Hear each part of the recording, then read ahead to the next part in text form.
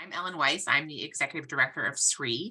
Thank you for joining us today for the third webinars in our series on applying the standards of excellence in education research in partnership with the Institute of Educational Sciences and co-sponsored with APAM.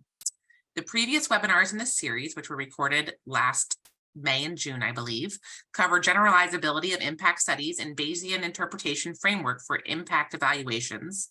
Recordings of these are available on our site, and the link will appear in your chat if you'd like to access those. A couple housekeeping items. Please enter your questions for the panelists in the chat, but we'll get to as many of these as we can during the Q&A period. For the best experience, please go to the upper right-hand corner of your Zoom window, click View, and choose Speaker, and that will show you the speaker and the slides rather than the entire Zoom room. But it's, you can use your own personal preference. We won't be sharing slides from the talks today, but we'll be recording the session and we'll share the recordings on our website. We expect that to be up by the end of the week. If you would like to turn on closed captioning, that is available in Zoom. For me, it's on the bottom of my screen, but wherever your Zoom menu is, you can say show captions and select that. And now I would like to introduce Ruth Neild, who is the Executive Director of Education and Employment at Mathematica. She previously served as the Director of the Philadelphia Education Research Consortium and held multiple leadership roles at the U.S. Department of Education's Institute of Education Sciences. She's the lead author on the IES's recent guide, Sharing Study Data, a guide for education researchers that we're here today to discuss. She is also a past president of SEER and a current board member. So Ruth, I'm going to turn it over to you. Thank you so much, Ellen. And good afternoon, everyone, or good morning if you're on the West Coast, and welcome to this webinar. We are really looking forward to an informative, interactive, and very practical session today about sharing data from research studies. Since you've joined us today, you're obviously interested to some degree in sharing data, and you might be wondering how to get started with data sharing. Or you might have gotten started and hit a speed bump, or you might have successfully shared your data, but still have some questions about data sharing alternatives. So whatever your experience with data sharing has been, we aim for you to take away something new and useful from this webinar. So we're really happy that you have joined us. So here is the plan. First, I'll provide a brief overview of an introductory guide that Ellen has already referenced. It's a guide about sharing study data. The guide was published last year by the Institute of Education Sciences, or IES. You can think of that guide as kind of like a data sharing 101 guide. It's a guide for getting started. Then next, we'll hear from three distinguished experts whose names you see here, but who I will introduce in more detail about 10 minutes into this session. And they are experts on key issues in data sharing: managing disclosure risk, documenting and organizing data, and depositing the data set. So after we hear some remarks, we'll have a brief panel discussion, and then we will open the floor for your questions and comments. We've reserved about a half an hour for that. So as Ellen mentioned, please make sure to put your comments or your questions in the chat. You can do that while I'm speaking or while the panelists are speaking, and of course during the Q&A session as well, and we will organize them and serve them up to the panel for their comments and reactions. All right, so sharing study data, which is sometimes called open data, is one of the standards for excellence in education research, or SEER. SEER is a set of standards articulated by IES to promote education research that is more useful, used, and usable. You can read more about these standards on the IES website. The Open Data Standard encourages education researchers to make their final study data available to others, while of course also adhering to federal laws and regulations, your IRB requirements, and protections for study participants' confidentiality. For some types of research grants funded by the federal government, including some IES-funded research, sharing study data is a requirement. The SEER page on open data has links to several relevant resources, including the guide that we'll be presenting today called Sharing Study Data, a Guide for Education Researchers. So what do we mean by sharing data? Sometimes data sharing means providing data in its original form for anyone to access without explicit permission. More often, or perhaps most often, it means making the data available only to researchers who have presented their academic credentials and explained how they will use the data for reanalysis or to extend the original analysis in new directions. Researchers cannot and should not share data that they don't own or don't have permission to share. So I'll just say that early, and we'll probably also say that often. So why should researchers share their study data? Well, one of the simplest answers is that sometimes researchers are required to do so by their funding agencies. But the broader logic behind sharing study data, whether a funder requires you to do so or not, is that it can increase research transparency by enabling others to seek to reproduce the findings from your study, from the original findings from the study. This is one way to address the so-called reproducibility crisis in research. Reanalysis using other methods or extending the analysis in new directions is another argument for data sharing. Ultimately, sharing cleaned and organized data, as well as code, can increase the efficiency of research by reducing the amount of reinvention that's required. So the goal is lofty, but the practicalities of preparing data files and documentation and deciding where to place the data can be daunting. That's where this guide comes in.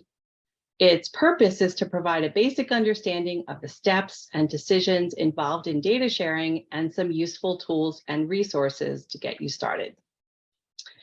So to identify what the guide should address, we talked with a set of IES research grantees about the challenges they had faced or the challenges that they had seen other people face in preparing data sets for sharing.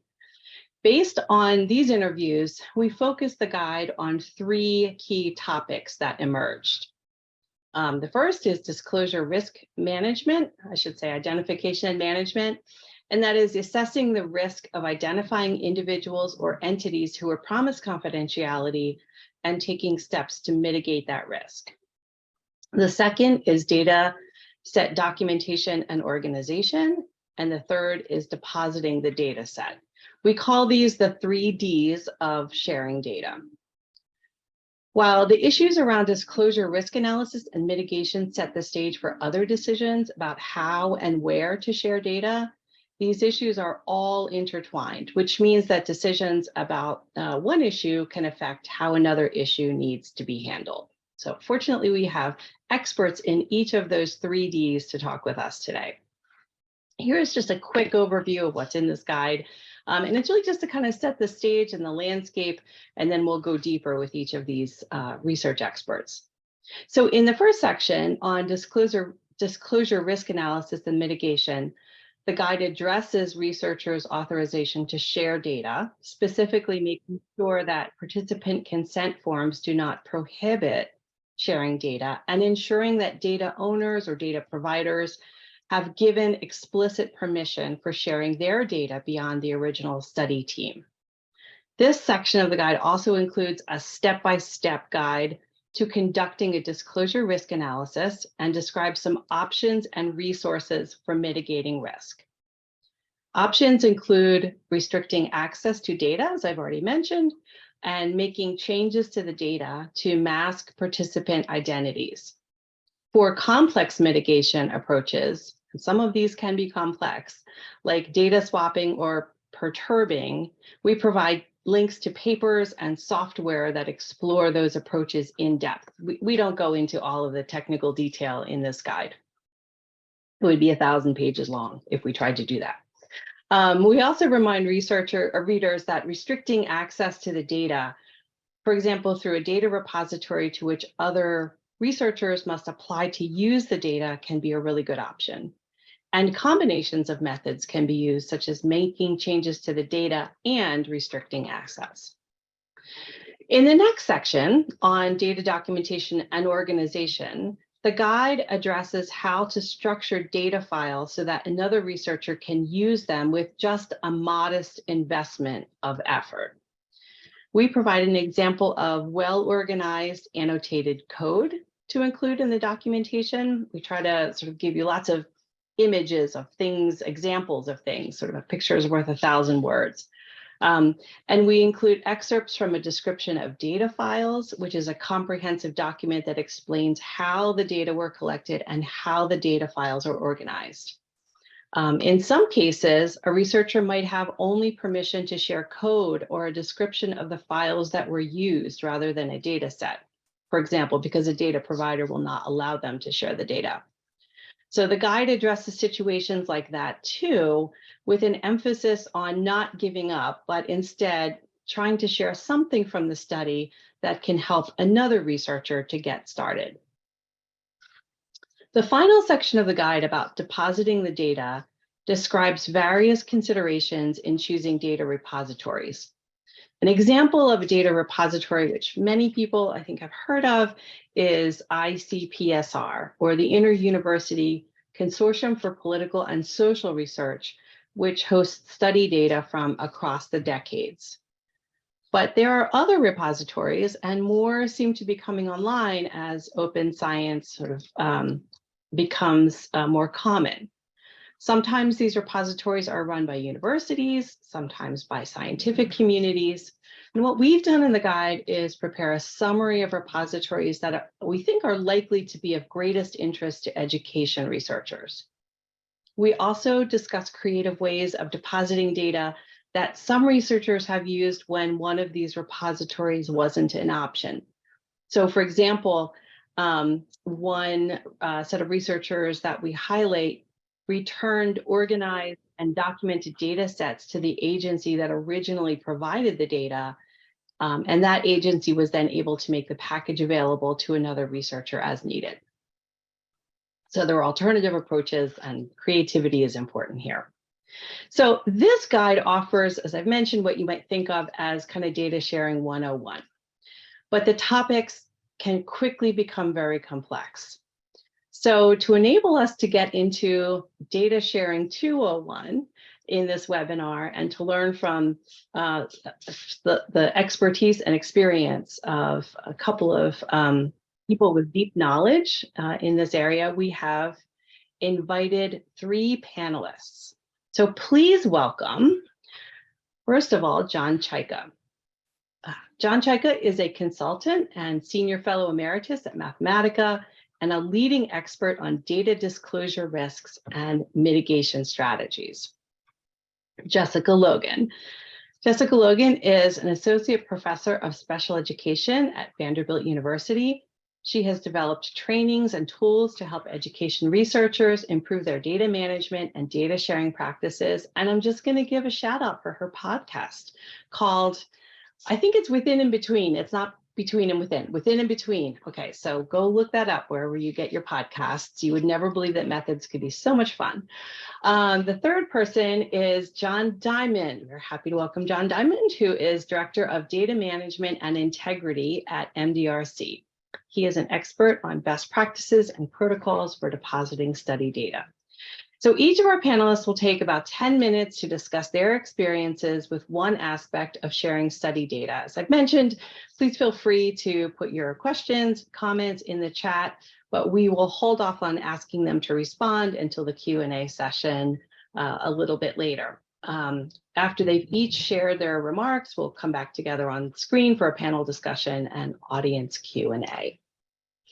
So I will now turn things over to John Czajka. Thank you, Ruth. With my time today, I want to provide some background on the challenges involved in protecting the confidentiality of the entities whose data are presented in a particular data set. I'll discuss concerns about re-identification through indirect identifiers. And then I'll talk some about traditional techniques for what is called statistical disclosure limitation, and discuss how this might apply to education data. And I'll give some specific attention to the use of contextual variables as a substitute for providing geographic locations, but some of the difficulties that this may entail. Next slide, please. We start with the fact that researchers who share data have an obligation to protect and to respect what was promised to the respondents. And that may include protecting their confidentiality and other aspects of the data that are included. Protecting confidentiality encompasses a couple of major things. It involves preventing re-identification of the individual respondents, which is called identity disclosure. And it may also include preventing the association of specific characteristics with these respondents. And this is called attribute disclosure. Identity disclosure pretty much implies attribute disclosure, but attribute disclosure can happen without identity disclosure. The traditional technique of removing direct identifiers, such as names, addresses, social security numbers, was long believed to be sufficient to prevent potential re-identification, but that's turned out to not be the case. The researchers have to consider what disclosure risk may come from what are called indirect identifiers.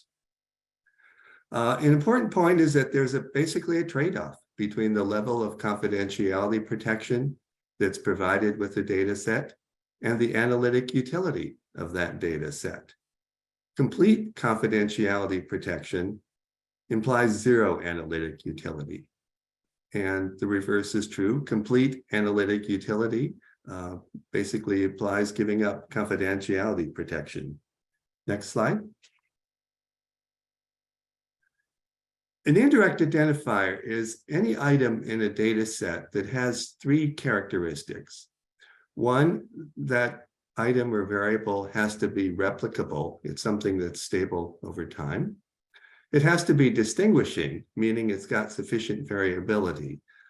In a large population, sex, which has generally two categories, is not very distinguishing. Date of birth is highly distinguishing. And the third characteristic is that the item has to be knowable by any entity beyond the respondent.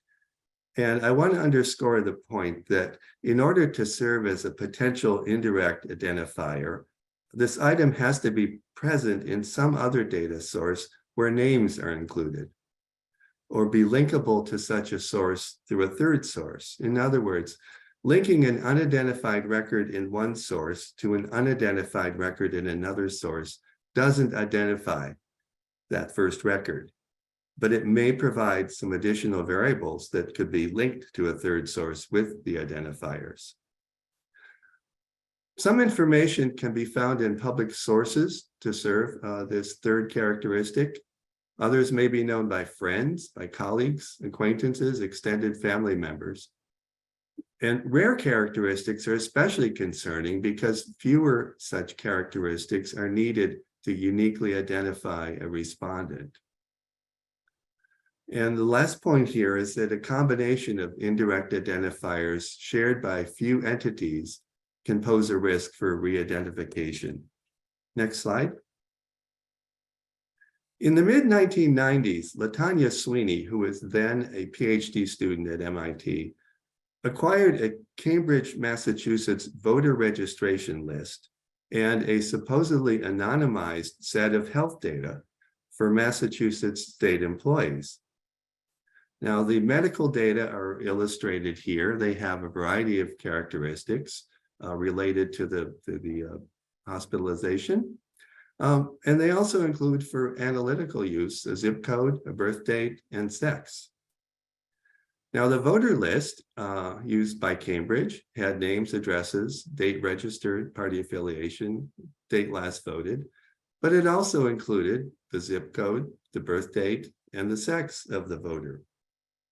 Using these fields, Sweeney was able to re-identify 70% of the Cambridge records in the health data. Most importantly, this set of re-identified persons included the then governor of Massachusetts, William Weld. This was a major event in the field of statistical disclosure limitation, as you might imagine, as simple as this may seem. It spurred the development of new methodologies. It had a direct impact on legislation governing healthcare data, the HIPAA legislation. It also led many states to reconsider what they were willing to give out in the way of information from their voter registration databases. Next slide.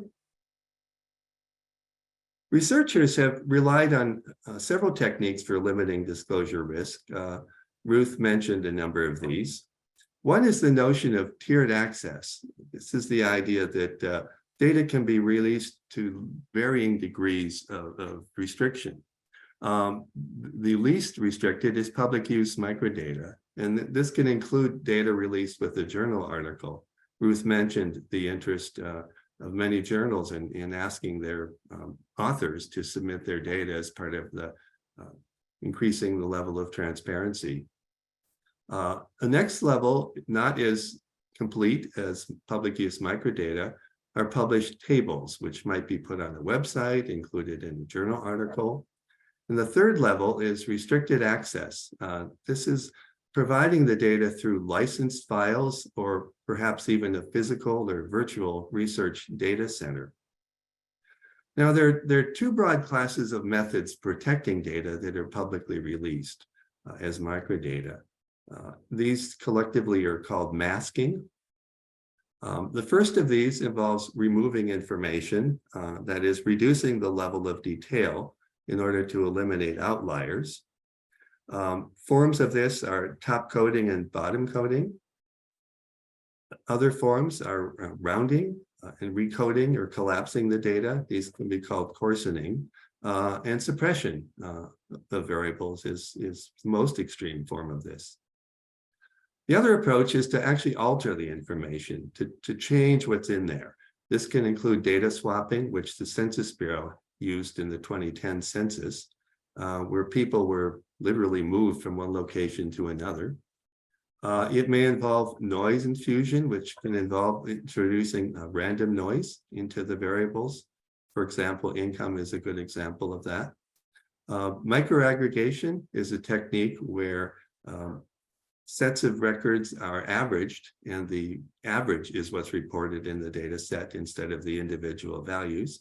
Another technique that the Census Bureau used with elderly ages is blank and impute, where they remove the data that's there and then impute it using the methods that they have. Next slide. So let's turn now to education data. Schools figure very prominently in education data collection. They may serve as the unit of observation. They may also be the first or the second stage in the sampling unit for samples of students.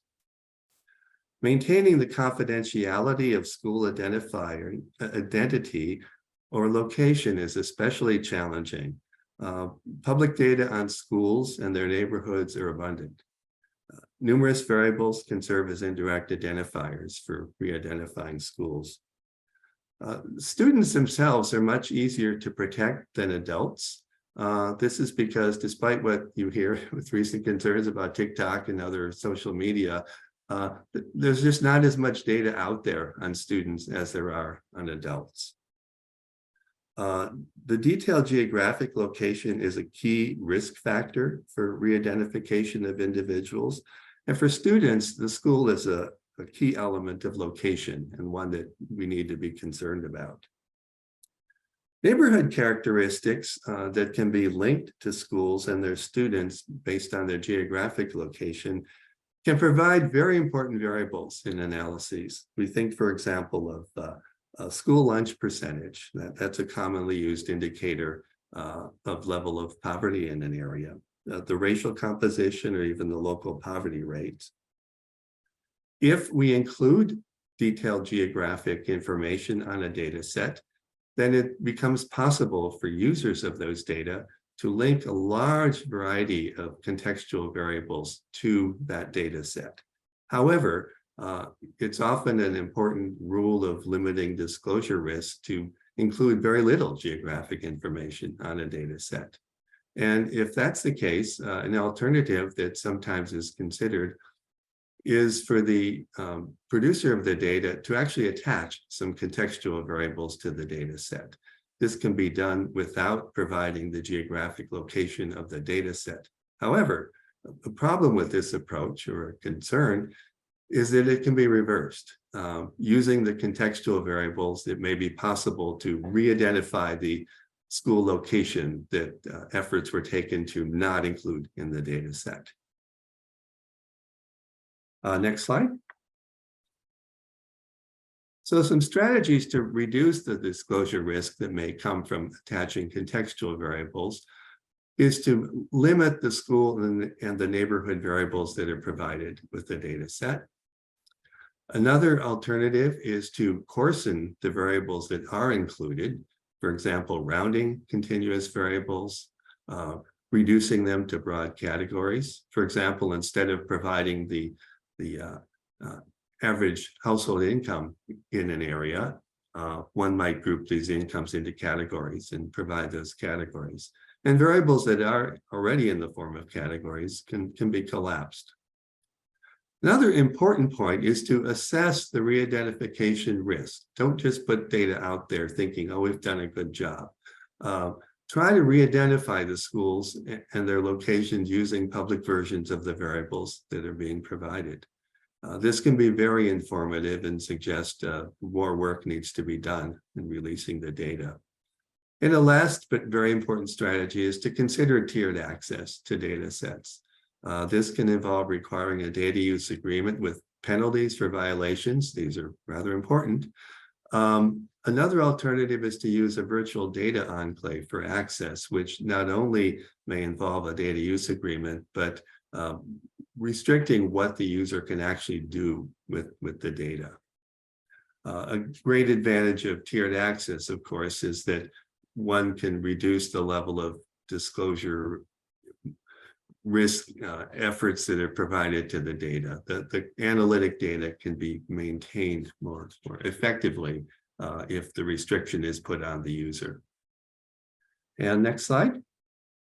So just to summarize, the sharing of data is really critical to maximizing the derived value of the data, but has to be done in a way that protects the confidentiality of the respondents. Adding contextual variables to a data set can enhance the analytic value, but it also increases the risk of re-identification for schools and potentially students. Statistical disclosure limitation encompasses a range of methods to provide protection against re-identification.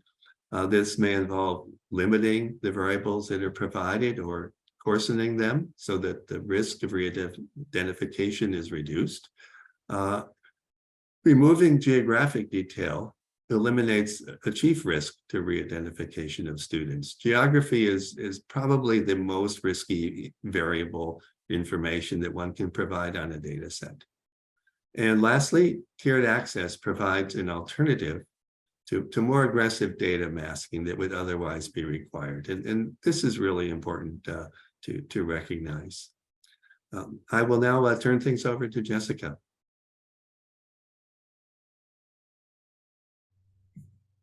Okay, hello everyone. Thank you, John. And I'm here to talk a little bit about data documentation and organization, which are the things that you would do along the lines of the same time that you're maybe thinking about data de-identification. So then let's go ahead and get started. Can you start me in my slides, please? Thanks. Okay, so when you're going to work on sharing your data, one thing that you'll need to include is documentation about your data, because in order to really understand the data that exists and the contextual factors that make up the reasons for why your data were collected and what types of measures you collected, you need to have all of that information for anybody else who's going to use your data set. So here I have 3 things that you'll want to make sure you include when you're preparing your data for sharing. The first one is a study description, which is a short summary, the motivation behind your study, the general methodology that you used. Next is study protocols. This is documentation of the procedures of your study execution, so how you went about collecting the data. And then lastly is the data file format and documentation. So this is code books and a data dictionary, and I'll explain a little bit more about what these are as we move through. Thanks. So the first thing I'm going to talk about is the study description or a summary. This really describes the overarching view of the study, which is going to help a potential user understand why you executed the study. I don't know if anybody on here has ever looked to try to use data again that someone else has collected, maybe looking through a data repository. But if you pull down data sets, sometimes it's a little bit difficult to ascertain immediately why those data were collected. And if you don't know, then it can be difficult to know if that sample that was collected or the reasons for the study are really in line with the kinds of questions that you want to ask.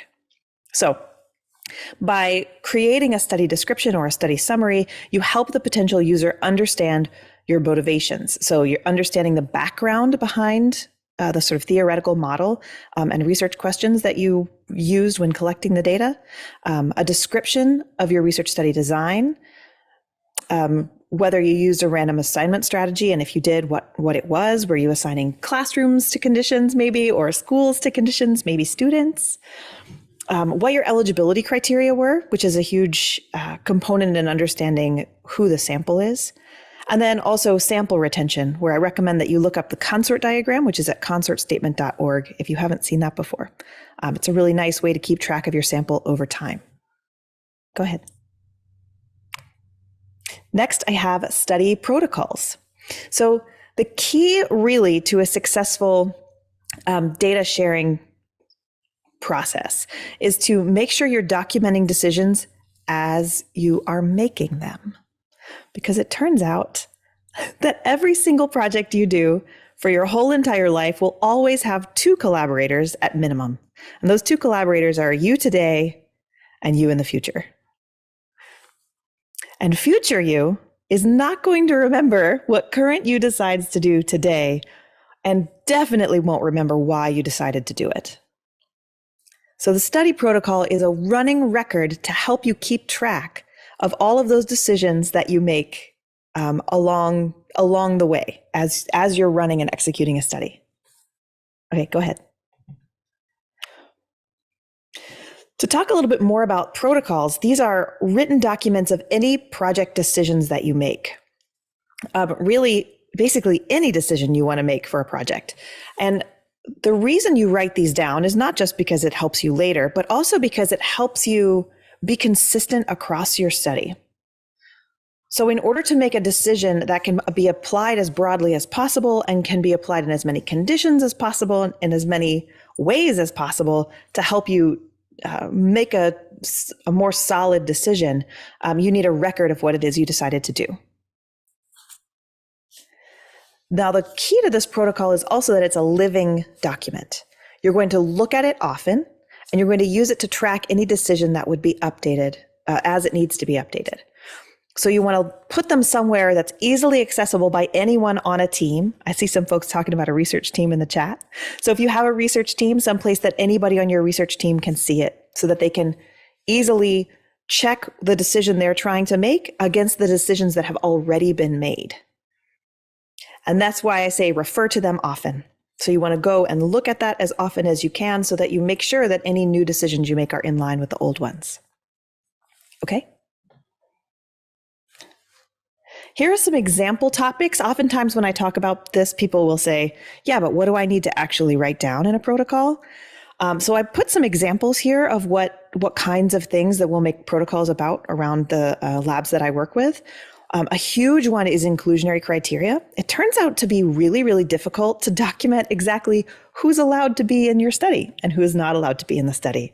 Let's say you say, I don't know, all third grade teachers are eligible for your study, but then a third grade teacher switches so that half of her day is teaching second graders. Then you have to decide, is that teacher still in our study or not? And that's where a protocol like inclusionary criteria can be really helpful. I also have ID schemes for keeping track of how you assign IDs to people and what those IDs look like, variable name rules, how you've established observer reliability, and several other examples here. Okay, go ahead. Here I've got an example of a protocol just to sort of give you an idea of what these could look like. And again, I want to shout out to the IES guide that they put in the chat earlier. It really is terrific. And here's one example that I have where I've got the title of the, like what it is I'm doing. This is how I'm deciding to give direct assessments. This is the day that I made the decision. What the decision is. This is the order in which I'm giving my assessments, for example. I'm also including the time of the testing window, how long I'm going to test kids at this pre-test window. And anyone who's not tested during this window, I'm then going to count as missing. And then I give a rationale for the order and for how long things go. So this is just one example where you can see I've got a decision rule that can be easy to refer back to. So that, for example, if we have a child who comes in and now they're trying to be tested on November the 4th, we now know that child what we should do with the data for that child. Okay, next. The next thing I want to talk about is the data file format. And I say this because you oftentimes in education research will have data that exists in multiple levels, or that come from multiple sources. So you might have data that you've done for direct assessments on students. You might have data you've collected on teachers, maybe observations you've done in a classroom. You might have information at the school building level, principal surveys, things like that. You also might have something that parents fill out on children, which could be different than what children are filling out about themselves or about their friends or peers in the classroom. So a really important step of the process before you ever collect any data is sitting down and mapping out how many data sets you're going to need and how they're going to all relate to each other. And I say how they're going to all relate to each other because you need to make sure that all of your files have linked identifiers. In computer science, we would call that a primary and secondary key, but we can call it IDs. So that if you're collecting data on kids, that you have a child ID, and then you know which teacher is associated with that child, or which school building is associated with that child. The next really important thing that I want you to take away from this is that all of your data must be stored in a machine readable format. And that means one piece of information per cell. Like you wouldn't put down 3 different observations of a child within one little cell. And I say that from experience. Next is that you want to make sure all information is stored as numbers or characters. So that means letters, numbers, alphanumeric characters of some sort. Don't code anything in terms of colors, font size, the order of your items, or which tab things are in. All of those types of, all those sort of characteristics that can make it easier for a human to maybe see, make it much harder for a computer to read. And if a computer can't read it, it makes it much harder to process, and it can't be as easily reused, which is one of the tenets we're working toward. Okay, next. The next piece I have here is what documentation you should include. You want to make sure that you have variable names, which is how each variable is, which is the name of what each variable represents, the variable values, like how each variable is coded. And one way to do that is through creating code books or variable name books. And for example, it would show this example here, where I have what grade is your child in, and you'll see then I have a blank, and inside that blank I've written the example variable name. I think in this case I had PQ, which is standing for like parent questionnaire, and then 001, meaning item 1. So that's an example of a variable name. And if you go down to what is your child's gender, in this case, its gender has been collected as male or female. And you see I have PQ003 representing the variable name. And then I also have next to it, male is coded as 0 and female is coded as 1. So this really helps with reusability of your data for, again, you or future you, or any other future people who pick up your data, so that they can take a look at this variable name book and see how things map on. Okay, next. So in conclusion, this is a really brief example of just how complicated this can be, but it's very good practice and it will help you in all kinds of ways. If you have the opportunity, IES does allow for you to budget for data management. And if you budget in advance, it can help. There's a great article from 2020 where Mons looked at, I think this was in Science, and he estimates that you should plan for about 5% of your budget to be dedicated to data management and data stewardship. So specifically to get your data ready to share. My suggestion here is that you consider budgeting for a data manager because this is an area of expertise and there are people who have it. And that this early investment will pay off for you. At the end of the project, if you've followed all of these, documented everything as you go, you can just zip that file right up and send it right out once you're done. So it makes it a lot simpler to get data ready to go. Okay, thank you. And now my summary of data documentation and organization is I say this all the time around my lab, which is you want to make a rule and you want this decision to be as broad as possible. You write it down using a protocol to save in a shared folder where everyone can get access to it and keep track of any decisions. You refer to it often so that when strange cases come up, you have rules to guide what it is you're doing. And then you don't change it. You might need to tweak it a little bit, but you don't ever want to change it completely. Changing it completely changes the way you're able to generalize your data and the reusability of your data as well. Okay, thank you very much. I really appreciate your listening. And now I'm going to turn it over to John Diamond. Thank you, Jessica. Yeah. All right. So you have your data, your wonderful data. You have it's well organized and well documented because you've been listening to all the great advice that you've been getting through this webinar. And you looked also at the wonderful IES guide that Ruth highlighted earlier. And now it's time to deposit the data. So in the next couple slides, I'll talk about some considerations for doing that. As Jessica alluded to earlier, many of these different pieces of the puzzle in terms of sharing data out with other researchers happen in parallel. So you want to start thinking about where you're going to deposit your data and how you're going to make it accessible to other folks, probably in tandem with some of the documentation and organization and other data work that you're doing, because it can take time to think about relevant IRB constraints and legal and funder requirements and data provider requirements and find the right repository that's going to be a fit for your particular research study. Next slide, please.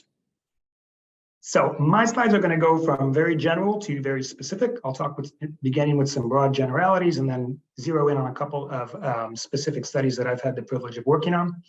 I'm going to start by saying that when we're thinking about where to deposit data and how to make it accessible to other folks, we can kind of think in terms of two models or two roles for the repository that we're going to be working with.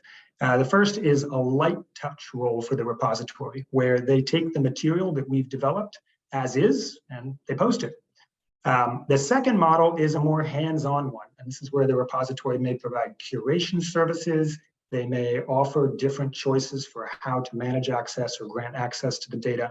And you'll see on the next slide, we're going to run through kind of a laundry list of a few different dimensions to be thinking about. And depending on whether you're in that kind of light touch end of the spectrum, or if you're thinking more about working with a hands-on repository, that will sort of determine how some of those different considerations play out. Next slide, please. Okay, so here's the long list.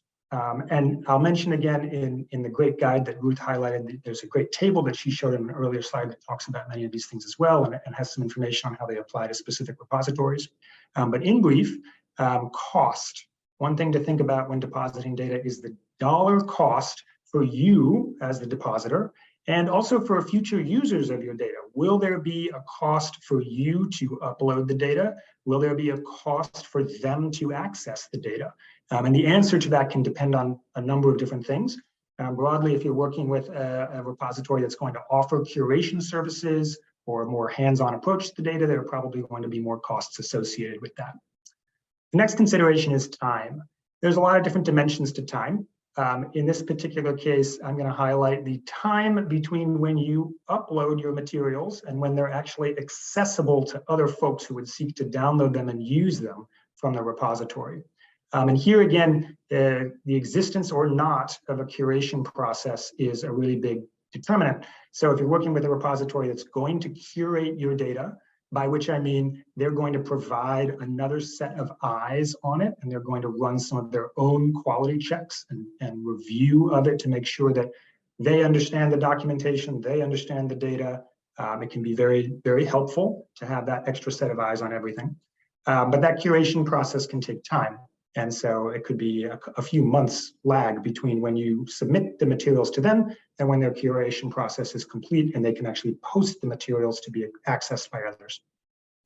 The next two bullets I'll talk about it together, the technological protections for the data and contractual protections for the data.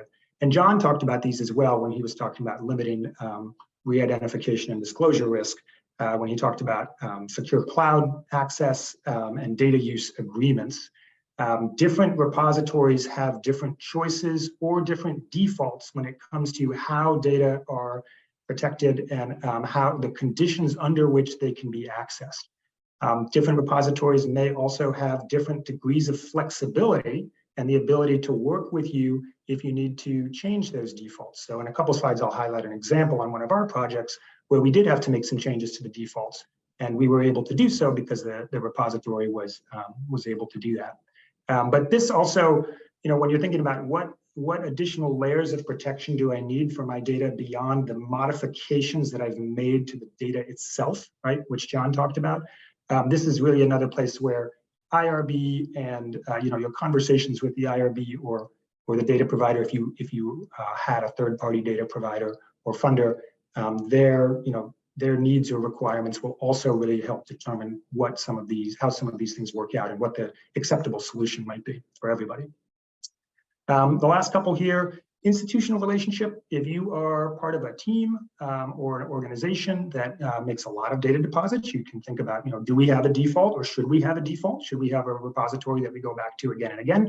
It can be nice to have an established contact. It can be nice to have your data from different studies deposited in one place and make it easy to refer other folks to it. And it can also give you some sort of efficiencies over time as you work with them again and again. Opportunities for later dissemination. I don't know about other folks on the call, but some of my teams, we've had the experience of working really hard on a great data resource, and we post it only to find that we're a little underwhelmed by the uptake of it. It can be hard to get other folks to engage with the great resources that you put out there. And so that's why my experience has been that an hour or two or three or four spent on raising the visibility of that and really promoting it to other folks is time really well spent. And the repository that you work with can be a great partner in that. They may have a newsletter or a website or social media or a network of members or users, or they may offer webinars or other things that you can tap into to help raise the visibility of the resource that you've created and hopefully get other folks interested in it and using it. And then last but not least, it's always helpful to look at other deposits on the site before preparing your own. Make an account. If you're considering using a particular repository, make an account, download some materials, see what some of the data use agreements are or what things you may have to click through in order to find different things on the site, and think about what would this mean for a future user of one of your data deposits that you're preparing right now. Next slide, please. Okay, so that was broad. Now I'll get a little bit more specific. Ruth mentioned ICPSR earlier. They are a frequent repository that we work with at MDRC. They were established in 1962 at the University of Michigan. A couple of characteristics about ICPSR that have made them a good fit for much of our work, and these may or may not be applicable to everybody listening in the webinar today, but things that have made them work well for us, their focus and specialization on social science research specifically. They offer a few different curation options. They have what they call curation queues, and you can submit materials into a paid or unpaid queue, where it's prioritized a little bit differently depending on whether you're paying the associated curation fees. They also have a kind of low touch, hands-off repository, which is called Open ICPSR. And this one is not curated, which can have implications for the range and the quality of the material that you find there. But it can also greatly simplify the process of submitting and the costs, and reduce the costs of submitting and getting your materials posted. And then lastly, in terms of their qualifications here, they have a great depth of experience with more than 70,000 data sets deposited. The last two bullets here, I'll talk about a little bit more on the next couple of slides, but other aspects of working with ICPSR that have been really helpful for us is that they have a range of options and environments for storing data.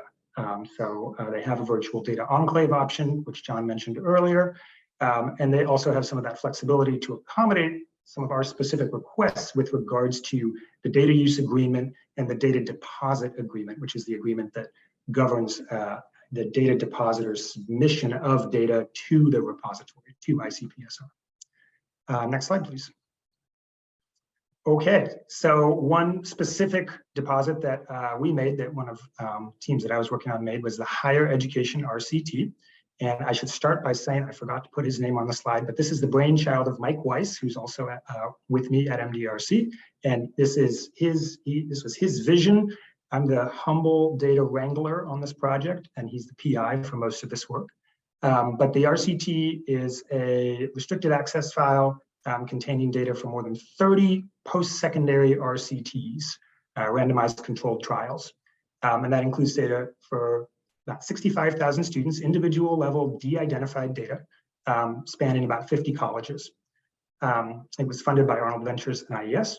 Currently, there's data only for MDRC studies, but we're aiming to expand it. We don't really want it to be an MDRC specific thing, so we're looking to expand it to include data for other higher education RCTs in the future. And if anybody out there has data coming up that they plan to deposit for a higher ed RCT, we'd love to hear from you. And next slide, please. So a couple of notes depositing the RCT RAF about the experience of this particular deposit at ICPSR. We had worked with them before, and many of the considerations that I mentioned a couple slides ago, we had conversations with them. Some of the good ways to find out where a particular repository stands on some of those issues that I mentioned. You can check the guide, the IES guide. You can check the repositories' websites, and you can email or call the repositories. Many of them have contact information, and ask them, what are the costs? What is the typical time? What are the options in terms of secure data storage? We don't have that much time right now, and a lot of that information is documented in the guide, so I won't go through each of those particular bullets for this process, but I just want to note a couple of things. I mentioned earlier that one of the things that was really great for us was the ability, working with ICPSR, they do have standard agreements, both to govern the upload of the data, and then an agreement to govern access to the data by future users. And they were able to revise some of their standard templates to meet a couple of things that were specific to some of the studies within the RCT. It included included 30 different studies. And so in talking with our IRB about pulling all that data together and making it accessible in one standard package, there were a couple of studies where our IRB said, well, we should make sure that we're mindful about this, that, and this. And the ICPSR was able to work with us on that, and we added an appendix to one of their standard agreements to meet those IRB requirements. We also spent a lot of time on the documentation before submitting. And and this I think goes back to Jessica's point about the importance of documenting to really make sure that what you're putting together is useful and tractable for other folks. And since we've submitted the data, if we can go to the next slide, please. Since we've submitted the data, we've gotten a number of requests and questions from people about it, and being able to point them to the documentation, which is publicly available on ICPSR's website, has been hugely helpful. And people say, can I do this with it? Can I do that? Which studies have which information for them? And it's all there. And that's really, it's made it much easier for us to walk people through the answers to some of the questions that have come up. A couple of other notes about what happened after we actually made that deposit. We went with a curated approach in this case, and so it was about a 4 to 6 month period between when we uploaded the data and when it was actually posted for other folks to access. During that time, ICPSR came back to us a couple of times with questions about some of the things in our documentation of the data. We clarified it, we modified it slightly. Two very small things that came up with this deposit that may be of use to anybody else out there listening, preparing their first deposit at ICPSR or elsewhere. One was, we did not take as much time as we should have to download some other materials from ICPSR before we uploaded this and really see how some of their documentation is structured. And so we were putting this data together in SAS, and we left some of our variable formats blank. and we didn't know that some of their automatically generated documentation is keyed into variable formats. Had we known, we would have populated those. As it is, not a big deal. They have their documentation, we've added our documentation. The whole set, I think, still can help folks understand it.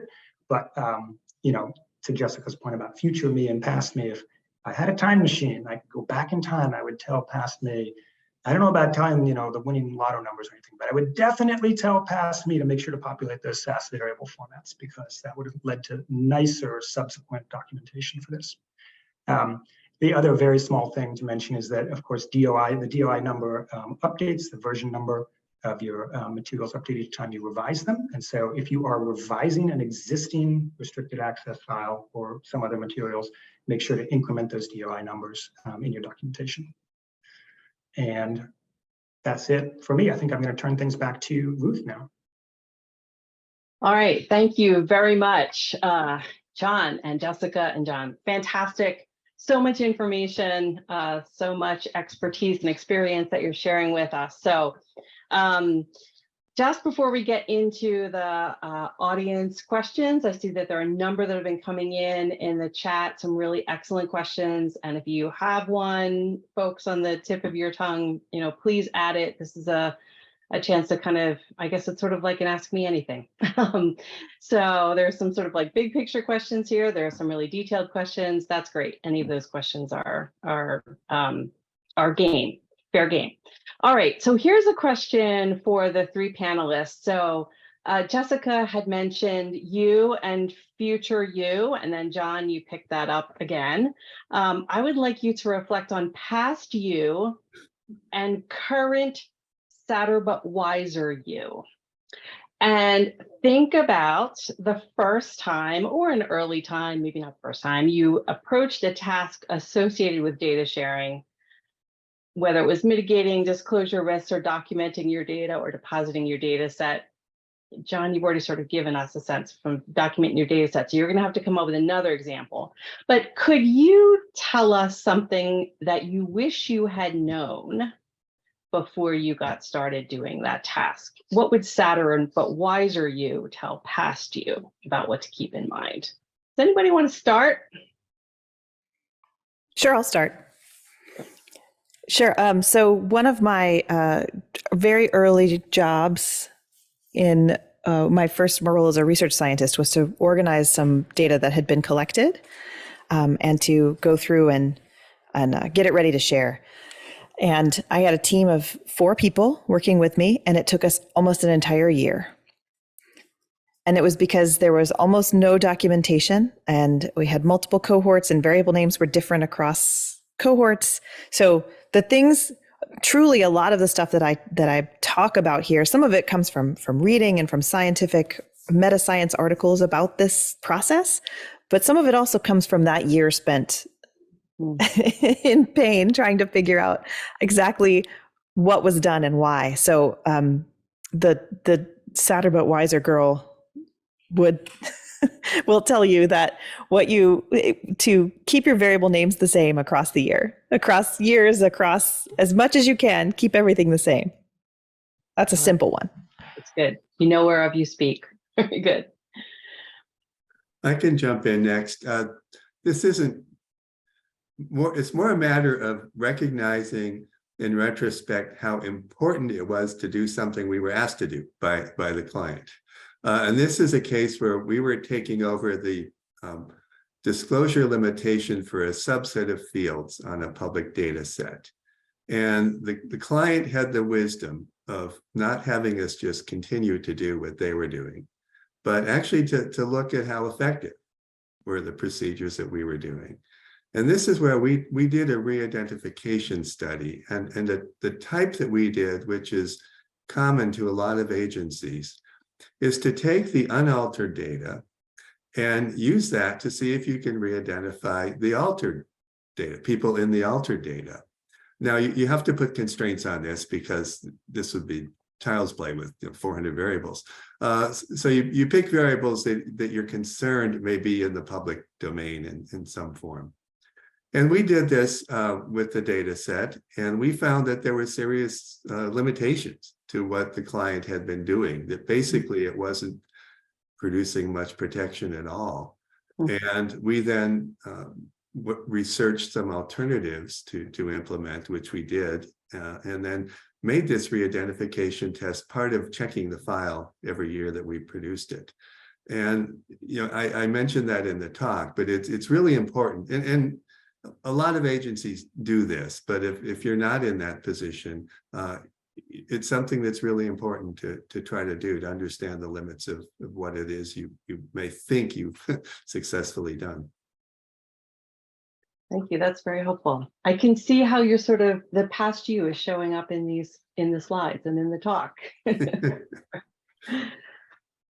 I would say my answer, I think, might make what is already maybe a little bit of an intimidating task a little bit more intimidating. That is, I think one of the things that's tough about sharing data is that you have to think a lot about a lot of different, the needs of a lot of different groups, the folks who are in your study and you and your funder, and if you have any third-party data providers, if there's an IRB.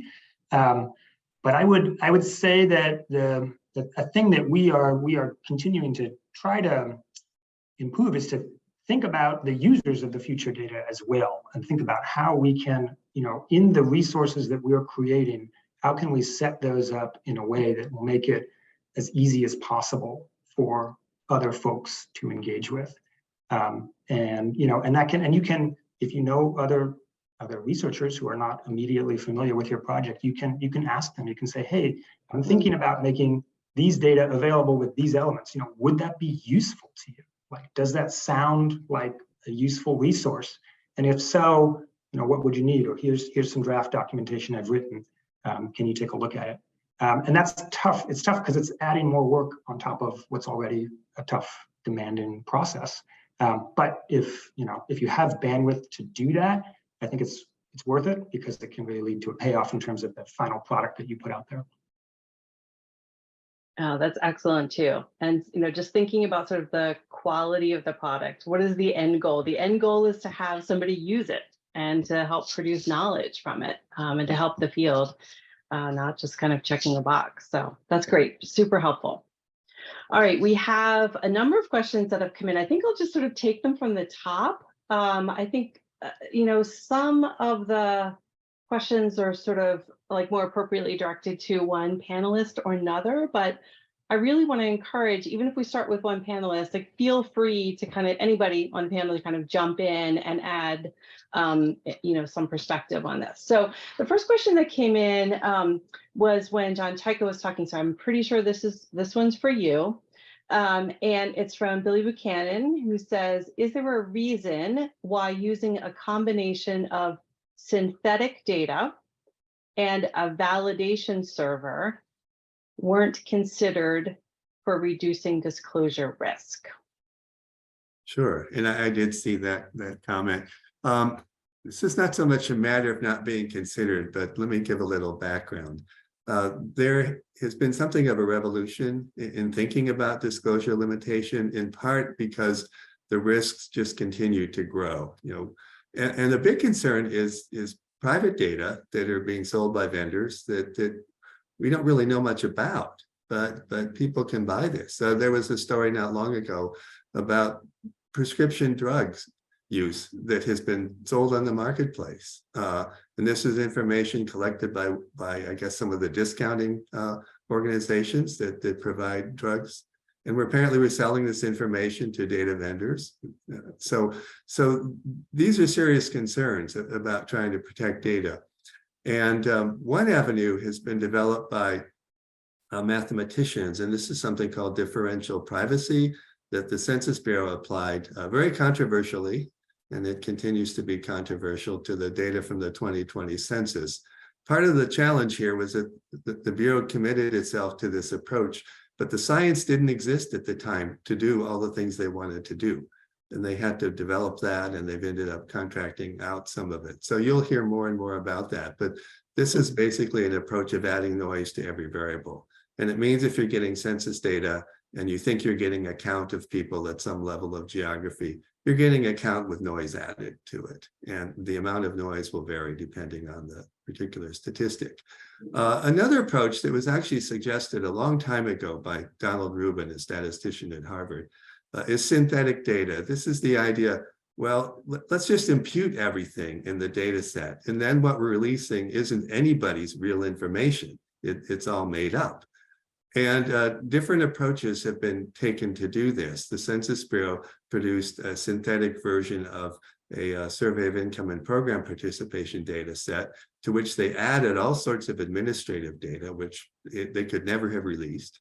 And then by re-imputing everything, they were able to release this data set. Other approaches are being considered like this. And the idea of a validation server is that you have these synthetic data and you do an analysis, but is it accurate? Does it represent what the real data would say? And the idea of a validation server is that you submit the code that you use to produce some statistics with the synthetic data. An agency will run it on the real data and give you some kind of answer back. And this issue of what kind of answer to give back, it's not the accurate result. It's something less than that, but that's all just being developed now. These are techniques that are incredibly complicated to do. And they're not within the reach of I think most of the audience that we're talking to here. All right, thank you, John. Okay, the next question, I have some thoughts on this, but I'm just gonna sort of toss it out to the panel. Does sharing data, do data sharing requirements apply to those of us who have a restricted access license? And this individual said from IS, but honestly, I think it could be restricted access license from another agency or maybe even from a data repository. Right now, such sharing is the violation of our license. How do we think about data sharing when we're using restricted use data? I'm so ready to talk about this. Oh. I'm so excited to talk about this. So yes, it still does apply to you. However, there's all kinds of ways to share data that you might not think about as data sharing. So while you absolutely can't share the restricted access data publicly, that doesn't make any sense. You're accessing data that already exists elsewhere. So there's a couple of ways you can still keep with the spirit of sharing your data. The first one is that you can share all of the code that you use to generate the state, to do your analyses and to sort of limit your data set or refine your data set down into the variables and the people that you chose to use. That way, anybody else who then accesses it can use your code to sort of replicate or extend whatever it is you're doing. So that's one way that you can think about sharing your data. You would then tell people, this is where the data came from. Here's the code that you would run to narrow your data set and get to these variables that we created. The other way you can do this is, if you've ever reported a correlation table in a manuscript, you've shared your data. You've done it already. Isn't that great? So you've already shared. So with a correlation matrix, with just correlations, means, and standard deviations, you can feed that into any sort of program and run a structural equation models. Lots of analyses that you can do with a correlation matrix as the base.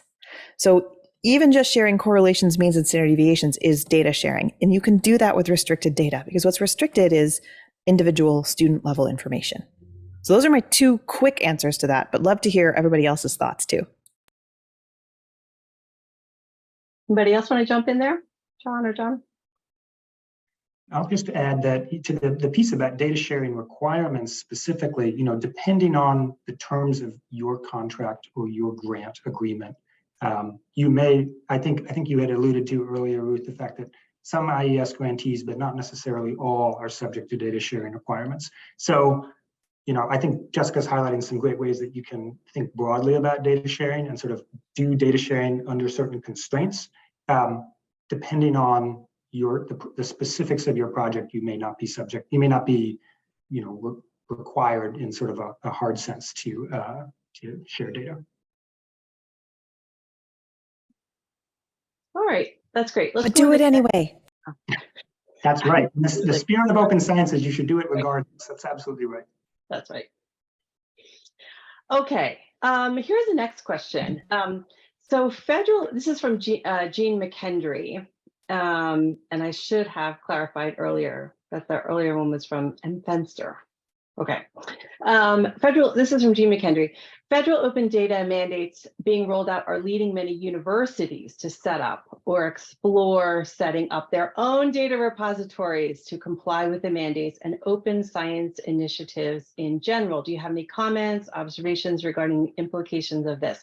And if I could just expand it a little bit. So this question is about universities, but maybe you could think about universities and other kinds of repositories maybe that are coming online. You look like you were ready to go on that one too, Jessica. Maybe. No, I'm just kidding. I really am. This is one of my favorite things to talk about. I'm so happy to be here.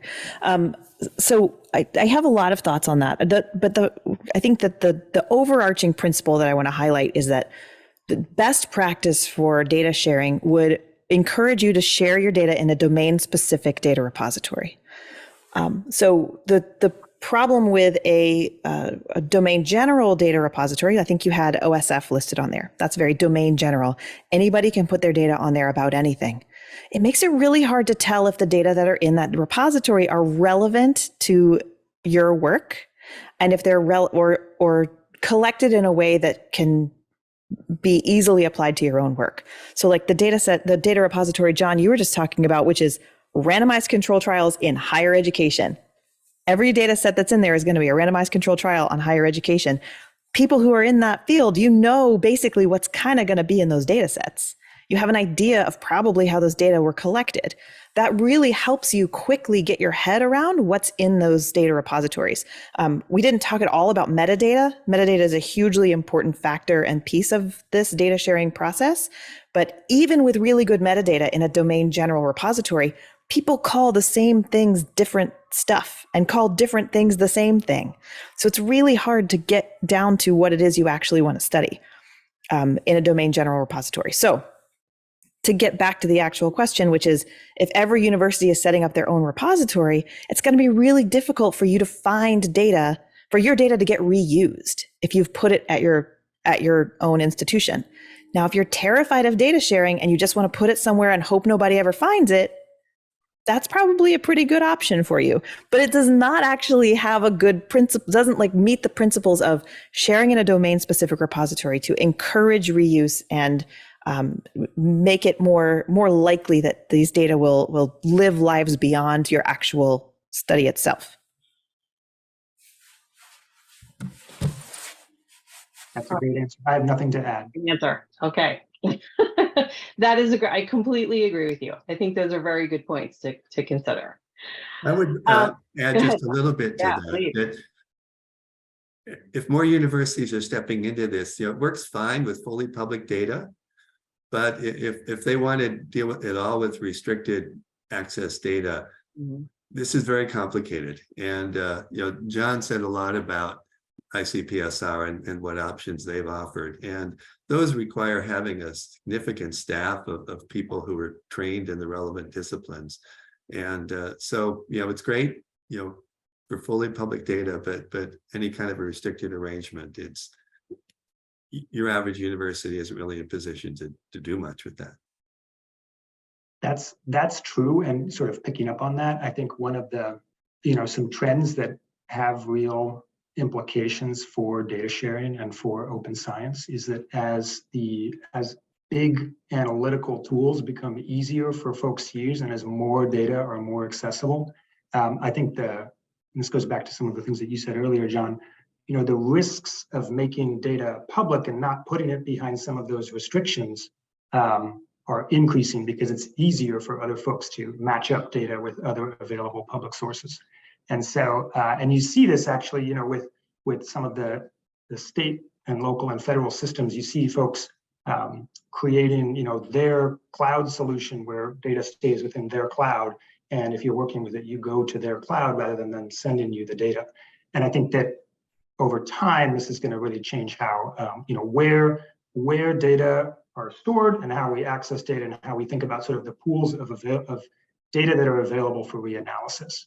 And the expertise and the cost needed to keep those data safe given the increasingly powerful re-identification tools that are available to regular people, are, I think, going to kind of probably push us in the direction of having consolidating, as a field. We'll have sort of a few repositories that have all of these necessary safeguards in place. That's helpful. Let's keep going with confidentiality, because that's sort of another theme we've got here, and a specific question. We'll go to Czajka first on this, and then others who want to jump in. This is from Kevin Guidry. Am I saying that right, Kevin? Okay, that's a thumbs up. All right. He said, John noted that researchers who share data are obligated to respect what was promised to respondents. What ethical obligation do we have to consider participant assumptions and common understanding about privacy beyond what was explicitly promised? That sounds like a kind of a tricky question. Do you have any thoughts on that, John? It's very challenging. And I think, Kevin, that what's often a problem is going back and looking at what was promised and then thinking, well, what does this really mean? For example, we may promise confidentiality that we won't reveal. Well, putting out the data is taking some risk, and data users are having to make some assumptions about what they can put out, how they can alter the data in a way that is true to that promise of protecting the confidentiality. But you have to recognize that putting out the data at all means that risk isn't zero. And I'll mention another alternative. Some surveys use an approach of giving people an option of opting out of particular kinds of sharing, or say opting out of allowing the agency to link administrative data to the survey data. An alternative way is to have the user actually have to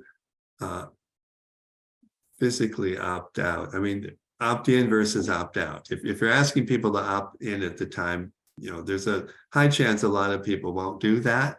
But it's found if you ask people to take some action to opt out, like sending in a postcard, very few people do that. And that's sort of treading from the perspective of the data user, it's important to recognize that you can get a different result from people depending on how you do that, but it does run into ethical issues. If you do something where very few people are going to seriously take the action to limit how the data are shared or what may be linked to the data, is that ethical? So it's maybe not a full answer to your question, but I think it's pointing out that maybe it's a more complex question even than what you were thinking. I would piggyback on what John's saying and say that something, if you can do it, something that's hugely helpful is to think about your data sharing plans at the very beginning of your project. Because if you can do that, then you have the opportunity to put plain language, plain, clear, understandable language about those plans in the materials that you share with your partners and study participants. And then when you get to that point down the road, you say, great, we're going to do the thing that we very clearly told everybody we would do in the consent form or whatever else. Sometimes you can't do that, and then you get into the tricky considerations that John's talking about. But if you're able to plan from the very beginning for that, it can simplify things a lot. Jessica, did you want to jump in? I'm just going to pop in the chat. LDBase, which is a data repository that you put on that's in the guide, but they have some excellent resources, including templates for informed consent language. If you would like to take that and use it for your next study, it's really nice to have a template to go for. They have lots of templates, but I'll just link you to the one about informed consent. Mm-hmm. Great. Thank you for that. And also thank you for the other resources you've been popping in the chat here. I see there's this one article that you wrote in 2021, Data Sharing in Education Science in ARA Open. So everyone go take a look at that. Okay, here's a great question from Houston Independent School District, Lauren Price. Thank you for this question. Lauren is asking, I'm just going to sort of summarize here. For the school district, they would like some of their data elements to be subject to some of the advanced masking elements described in the report. Have you seen LEAs do these advanced technical solutions, or are usually the researchers doing that? And I know I'm adding to these questions, but if I can just expand it a little bit and say, like, if you were a researcher and you wanted to do some masking, but you were not an expert in masking, where would you go? Who could help you do that? So whether you're a district or a researcher.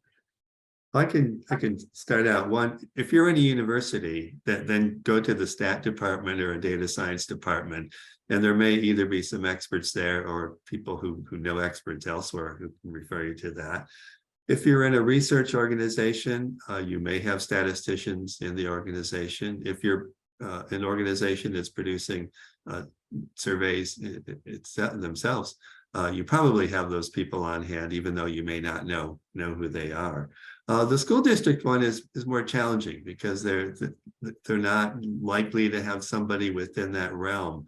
But I would suggest that they look at a local university to see if there might be somebody there who could help them. Possibly somebody in a university has had some connection with the district if there have been other studies. And such a person may provide leads. But the questioner is absolutely right that you don't find these people down the hall all the time.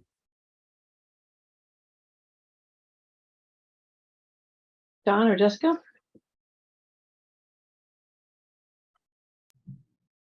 Yeah, I just, again, I'm popping more resources in the chat, but some graduate students have been, and other folks, we've been working on this same idea and trying to publish a suggested best practices in this realm as well. So we've got some of that information on here that I just linked in the chat as well. But I think the broader question about have I seen LEAs do the more advanced data sharing, data masking techniques, the answer to that is I have not seen that. I think that they're still relatively new in general. I mean, as John talked about, some of these are brand new to anyone, let alone to the actual community in which we're working. So I'm hopeful that we'll see more of that happening soon. But right now, at least any LEAs I've worked with have done data sharing through a very gated, restricted process.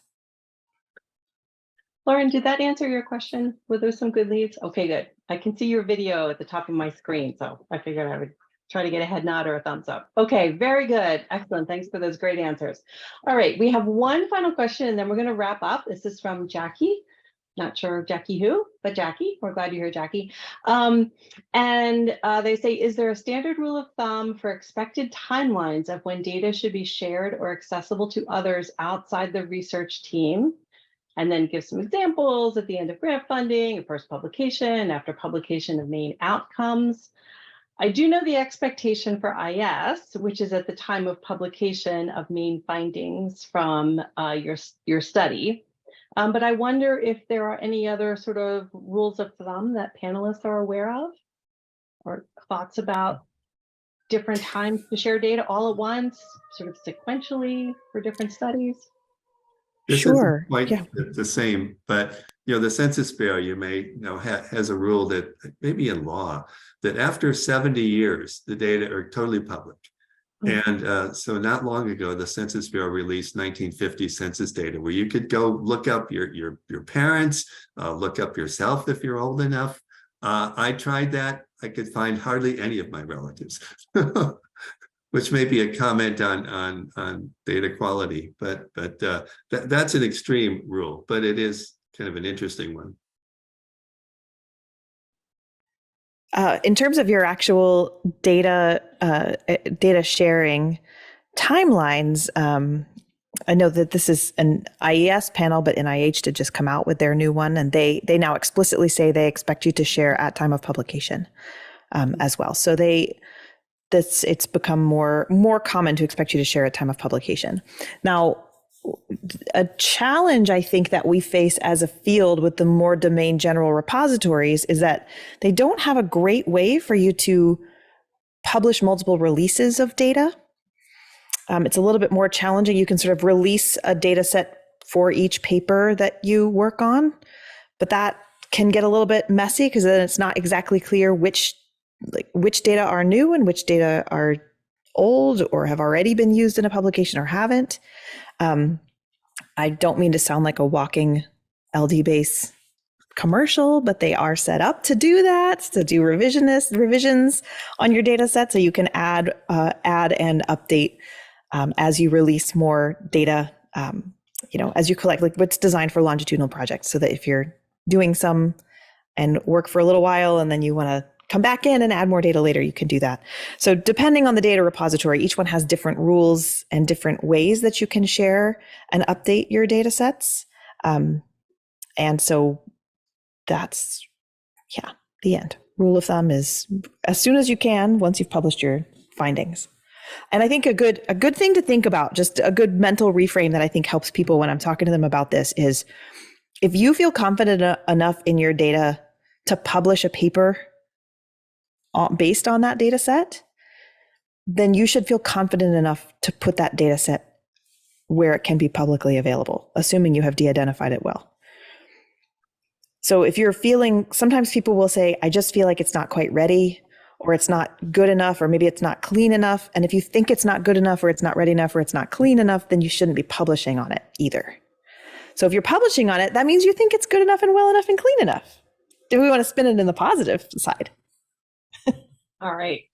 Well, that sounds like a good note to end on. And I want to thank the panelists for this great discussion and for your presentations, giving us so much information about data sharing, which is a field that is, or a task that's growing, an activity that's growing. And obviously people are still trying to think through some of the implications and figure out good solutions. And that's an exciting time to be part of this. So thank you again to the panelists. Thank you for joining us. And I'm going to turn it back over to Ellen, who will tell you a bit about another SRE webinar coming up. I think you're on mute, Ellen. Thank you, Ruth. Thank you to Ruth and to the panelists for a great session today. We hope to have the recording up by the end of the week. And I just wanted to alert you to an upcoming webinar that we're going to have on Monday, April 24th on a related topic. It is called An Introduction to Open Science Practices for Educational Effectiveness Research. Sean Grant of the University of Oregon will be our speaker, and he will be talking about data sharing as part of that presentation. The link is in our is in the chat, I believe. Thank you so much on behalf of SRE and APAM. If there are more in the series, we'll be sure to reach out to you. Thank you.